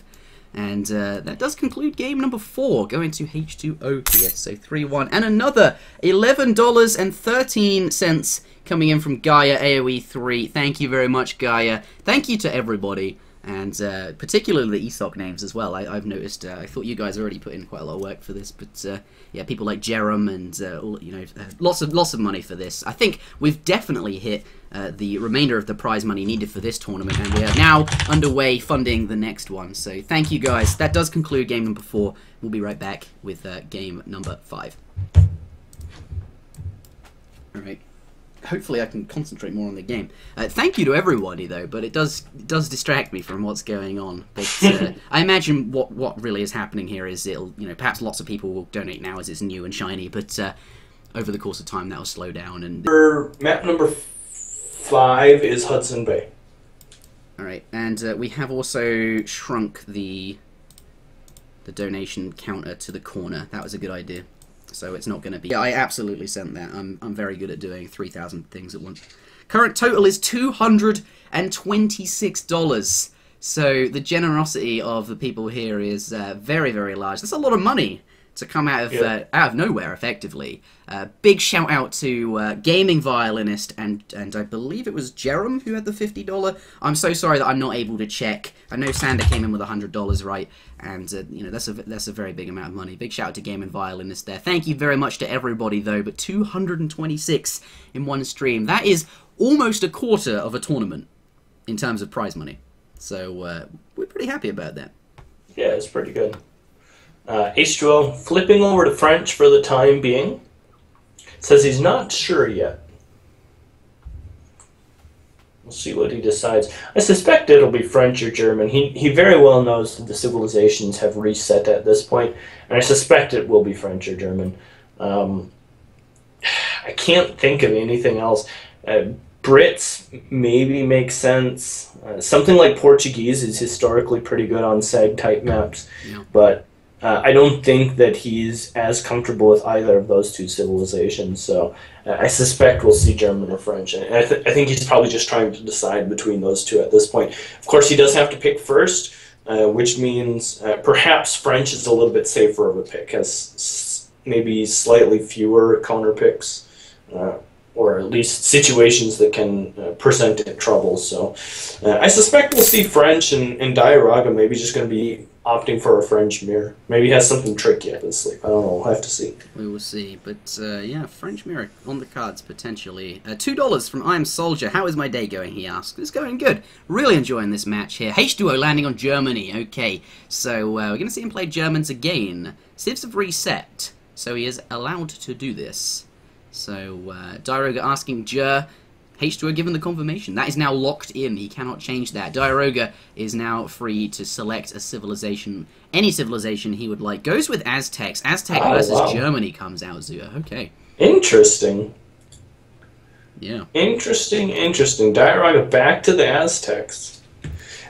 We're likely to see an age 2 brawl here, because I don't know that if that Germany can do any sort of fortress-based play when Aztec is threatening with, coyotes and pumas and mace early aggressively in the game. Yeah, we'll have to see. It's going to be tough to get up to that third age. If you wanted to, it'd be very hard to do that. Aztecs certainly strong civ with their ability to age up fast to the colonial age. That is, with their efficient colonial age shipments and potential to boom out of nowhere as well. All of the things that they're capable of doing. War priests, villager shipments. Doesn't have steel traps, sadly for them. H2O, though, perhaps preparing a deck now that he's seen what Diarouga's, or perhaps putting in cards, or perhaps taking a moment to think what he ought to be doing versus the Aztec player here. But anything else to add? Yeah, this is going to be an interesting matchup because in general, when we see Germans played, we see them quite frequently in the third age, right? This is an instance where we can almost guarantee ourselves to see a fairly long colonial play, unless Diarouga does something very strange and allows the German player to get up to the third age, which I suspect he won't. I suspect he'll play fairly aggressively and try and lock the German player in age 2 just because it's in his best interest to do so. That all being said, it's going to be a position where Germany's going to be the reactive civ. Aztec is going to be able to kind of dictate the pace of the game, choose how aggressively they're going to play, how much economy is going to be shown in this game. Yep. And we'll have to see. We haven't seen a long colonial fight yet. We've seen a lot of fortress-based play, but I think we're destined to see some colonial play here. Yeah, absolutely agreeing with you there. Before we get this underway, $10 coming in from Martin and $2 from somebody else. I'm so sorry. It's hard to remember 2 names in my head. But Zuta can't see when the donations comes in, so he doesn't know when to announce them or when to give me a moment. So it's not his fault that we weren't ignoring that if you're watching this as a VOD. I can very much see we're very appreciative. So much money today. Thank you very much. But ladies and gentlemen, welcome back to game number... What is this? Game number 5. Game number 5 in this best of 7 series. This is potentially match point. H2O currently on score of 3 to his opponent on 1. So we will see how this goes. Germany has been selected, and this is not a matchup H2O could have predicted at all. Or perhaps he could have done. Perhaps he was anticipating Aztec, or maybe that was something on his mind. $2 more coming in from I Am Soldier. I'm doing good too. Thanks for asking.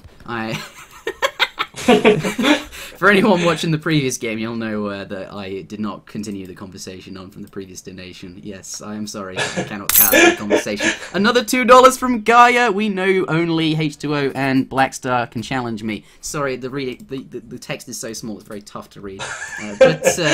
Oh, this is top. Lots of money coming. I believe we are about $250 now currently. Another $2 from Anonymous, who gives us a picture of a giant dick. So that's very, very pleasing to see. Thank you very much for that. $2, that's wonderful. But Aztec versus Germany. This is the potential finisher. H2O, though, if he wants to finish it here, is going to have to fight against Germany. And, of course, Diarouga, he picked this matchup. Of course, previous player to win the game was H2O. He picked Germany, and then Diarouga gets to pick afterwards and has chosen Aztec. So, I think, with the lack of musketeer style, from H2O, I mean, from Germany generally, colonial age is, fortress age certainly is where Germany would like to be most of the time. Certainly a very strong fortress age civilization, but as Zut was saying before the game started, might not be able to get there very well, might have to play in the colonial age. We will see what happens, so certainly can understand the pick of Diarouga here, Aztec. Both players have elected to build a trading site by the looks of it here, and 60 wood going to Diarouga, nice pickup. 150 coin though, that's a pretty big pickup as well. Yeah, I want to mention what Diarouga here says. He says, Germany is like Euro with a 200 wood start, so... in his mind, he thinks that Eero robot patch Euro is just as bad as Germany. So interesting to see him say that, because I think that's kind of like a recent thing. Like, I mean, Germany has, this tournament especially, really come out of nowhere. I don't even think last tournament Germany was really viewed to be that strong of a civilization, but we'll see what ends up happening here. 3 villagers coming out for Diarouga. Of course, as you mentioned, he did get that trading post very early in the game. H2O similarly got that starting trading post. So both players are going to be having a load of XP coming in early in this game, and we'll see what ends up happening. Like I keep mentioning, going to be on Diarouga to address the pace of the game. And very, very soon, we'll see, as he begins his age up here fairly quickly, what that pace is going to be. If it's going to be the fast-aging politician, or if it's going to be something a little bit slower. Yeah, we will see. That's the interesting thing, right? That really tells us what kind of agenda he has in store for us. If he's going to go for some very aggressive push, that rush early game, perhaps he'll go for something more timing related, where he will perhaps not be so aggressive, will age up slower, perhaps send villagers, stuff like that. But interesting that he does mention that. Actually, something more interesting is Diarouga chilling out by the 60 wood treasure here. H2O does have a clubman nearby. There's a scout nearby as well. Red is it looks like he's okay. Maybe he has identified that the treasure is got people near it. He's certainly let all the Guardians reset, walked far enough away. Is he going to go for it again? That would be ballsy. I don't think he will do that at all. I don't think he wants to. And perhaps the more important thing for him to do here is to keep this Nutka clubman at full HP. If you look at the stats of that, is it going to get snuck? Is it snared? I think it might be. The scout might have got him. Is he going to get away? Not sure. $2 comes coming from I Am Soldier. Okay, he says. Zuter, how are you? How are you, Zuter? I'm actually doing pretty good. But what if you were that clubman? Yeah, this clubman represents so much potential threat against sieging down a forward war hut. Whoa, $101 coming in from Goodspeed. He says, play Brits, you fools. That is a huge amount of money. One-upped game and violinist there. That is tremendous to see. Thank you very much to Goodspeed, if it's that Goodspeed. And $2.50 coming in from Fightin' Frenchman as well, who says, Polar... I can't read that because I'm sorry, but... Yeah. War Hut does come down. You notice it's there, right? You've seen that. And what were you saying before? The Nutka is down, which is important, because that Nutka has a ton of siege and could potentially cause a threat on top of the War Hut. Which $30 coming in from I Will Spank You as well. He says, nice work. When is the next tournament? It will be in the summer. Or whatever. No, it'll be in the spring. It will be in the spring. And I think we'll have enough money to do that if it continues like this, certainly. So that is when that will be. $130 in the space of 2 minutes. That's or more than that actually. But yes. Sorry. Go ahead. Yeah. Well, I mean, now we're to the point where Aztec has gotten his war hut down in his aggressive position, and it's going to come down to.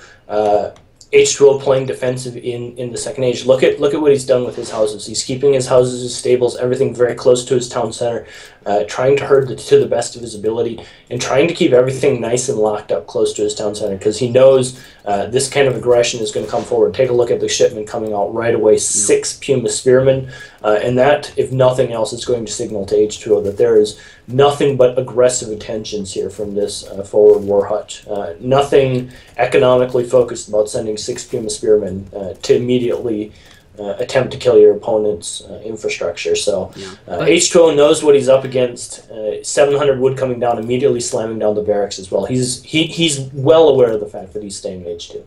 Yeah, he is. It is worth pointing out, I suppose, that, the trading post is down. That's sad for him. $2 does come in from Bobaboo. He says, Interjection, start playing Tiny Free-For-All again. Maybe we'll do that. There is something, I want to change the style of the map yet again, but more on that later. But, this trading post goes down. That does buy him some time in terms of, it's not a house being sieged. $2 coming in from Farron AoE 3, and he says, why am I number one, hashtag something, Osmain, Farron, Mongo. So shout out to some people there, I imagine. But okay, so where's Germany at? He's got his 700 wood out. He's got his three settler wagons out. Really, really efficient cards there. And he's got a standing army. He's got infrastructure up. He's got housing up. It looks like he's in a good spot. He's even got plenty of hunts. He's even got sheep in the back there. He's got a coin mine in the back there. He's got another hunt behind his base and a coin mine behind his base. Certainly is a little bit further out, but still within his control here. I think Germany is in a nice spot, and it's up to Diarouga to make something happen. He's got a nice army of his own. He's slowing down a little bit with the 3 warrior priests, but Germany in a good spot, right?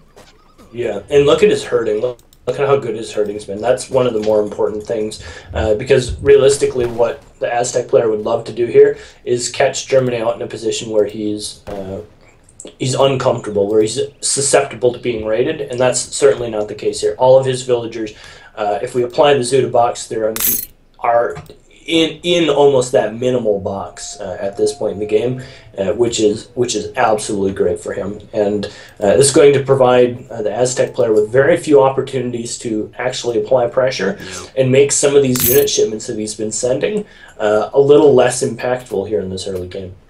$2 from I Am Soldier, who says, "Why does nobody like me? I'm sorry with the lack of conversation there." And $2 from my mum, saying something or other that has just disappeared off the screen. I didn't get to see it. I need to make the text bigger to see it better. But yeah, look how, like, literally these villages on top of the town centre. There is no way any of those Mace Holton are going to get near enough to deal any damage to those villages. And even if they were, he has a standing army of cavalry and crossbowmen to fend that off as well. These Puma Spearmen also not doing anything, nor are the Coyote Runners, nor is anything here. Every one of these units is all packed up at the back, just not doing anything, not getting any value out of these units he's trained and shipped. But perhaps he was waiting for that 9 Mace Holton shipment to arrive, and this is now the timing window that he was looking for, and this was timed all along. He knew when it was going to happen, when he was going to push out, and this perhaps could be it. Clock is ticking. Yeah, Mace Holton come forward, push that villager into the TC, that settler wagon, or perhaps he's just going to go get on another coin mine. Yeah, in the back there, lots of coin mines being retasked. Market does go down. Does he have the resources for Minutemen? That's the question. He does not,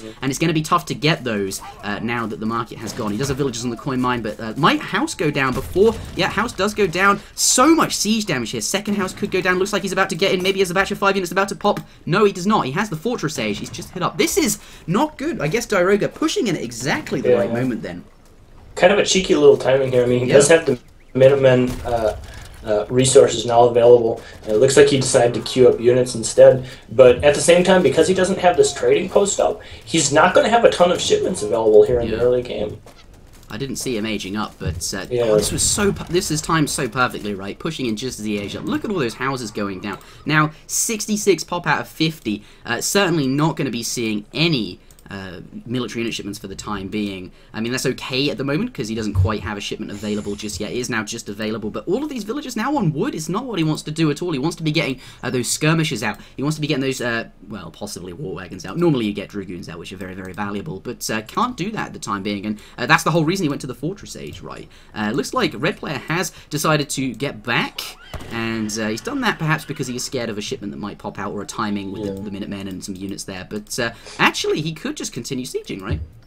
Yeah, I mean, well, so he doesn't really know the state of what H2O has going on in his base. First of all, the hunts are still very defendable. This second coin mine back here is going to be super defendable. He doesn't want to lose too much to the town center fire, just due to the fact that the impending push out from H2O is going to be coming one way or another, and he wants to have as many military units as possible to deal with it. Here comes 8 skirms. Yeah. We can see the veterancy upgrade coming for the Ulans, Coyote Combat coming for the Aztec player as well. This is the point when this veterancy upgrade finishes that I think we'll see H2O try and push out and perhaps make something of this situation, because as we can see, resources in his base are starting to dwindle, and the longer he goes, you know, chopping wood and sticking things out in his base, the bigger the Aztec army is going to get. The more map control there's going to be, stuff like that. And speaking of map control, here comes a villager laying down a war hut in this position here, covering 2 hunts and 2 coin mines, covering this back portion of the map here in between these 2 trading sites. A nice placement there. Coyote Combat does arrive, and maybe at this point H2O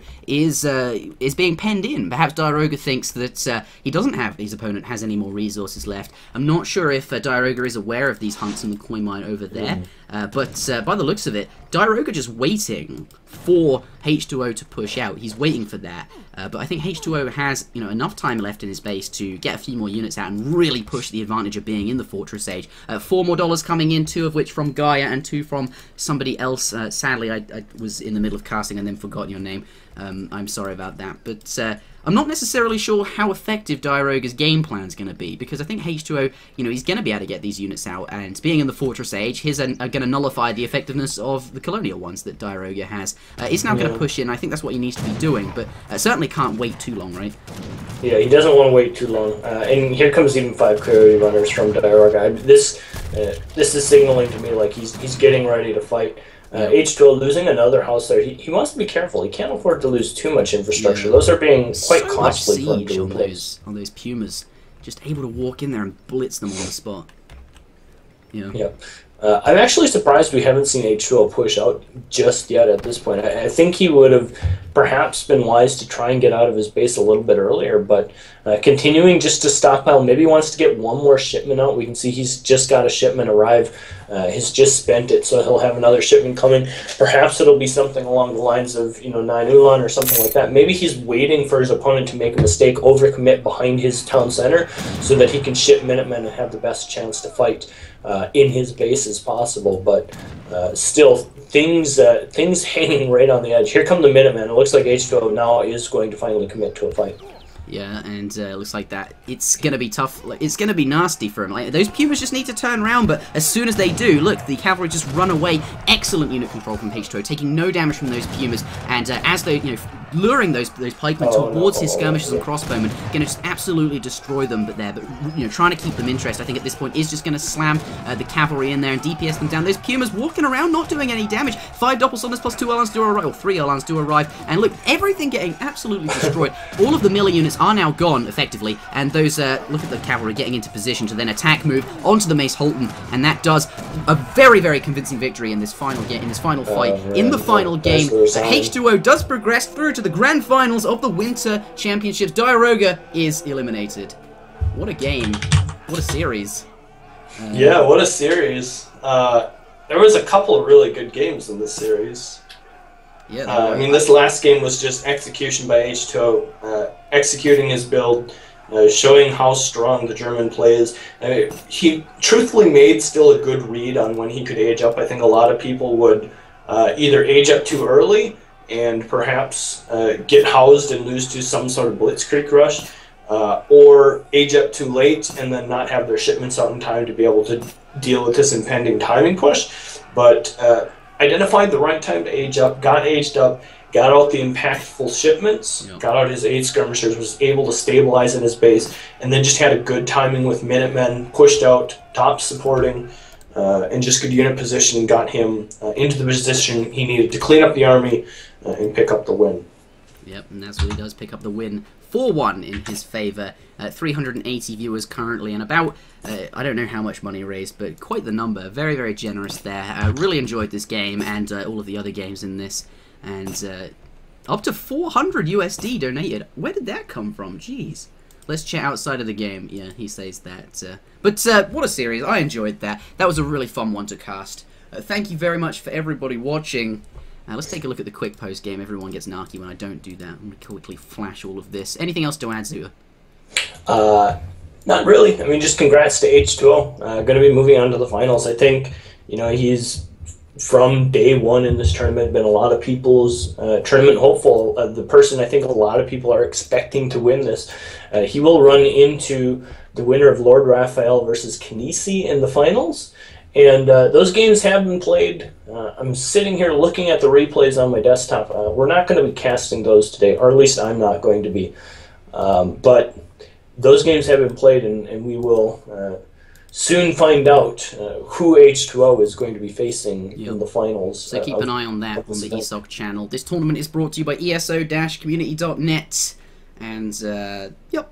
If you would like to donate to this, as you've been seeing everybody doing, you can do that on that site. And if you're watching this on Twitch or YouTube, there'll be a link below. You can do that as well. Thank you to everybody who has. And that was a good series. I will not be casting that series that Zuter mentioned either. because, well, I won't be able to do that right now. But, yep, keep an eye out on that, and who's the winner of that series will be fighting H2O in the Grand Finals. More on that to come. Stay tuned. Thank you very much for watching, everybody. Do leave a like if you're watching this as a YouTube video. Me and Zuter, or whoever's casting, everybody likes to check that when they're casting, and it really does, you know, they like to see the comments, so all of those things.